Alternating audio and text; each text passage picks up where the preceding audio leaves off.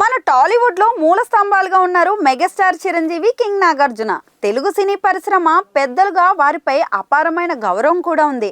ఇక నాగార్జున కంటే ముందే చిరంజీవి నటుడుగా అరంగేట్రం చేశారు. ఆయన ఎదిగే క్రమంలో బ్రేక్ డాన్సులతో షేక్ చేసేవారు.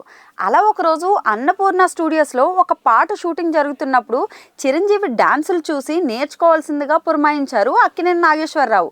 ఆ సమయంలో నాగార్జున చిరంజీవి షూటింగ్ చేస్తున్న చోటుకి వెళ్ళి ఆయన డాన్సులు చేస్తుంటే ప్రత్యేకంగా చూశారు.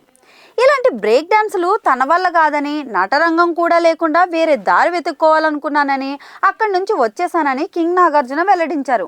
రీసెంట్ టైంలో మెగాస్టార్ చిరంజీవికి అక్కినేని అంతర్జాతీయ పురస్కారాన్ని అందించిన వేదికపై నాగార్జున ఈ విషయాన్ని అయితే వెల్లడించారు.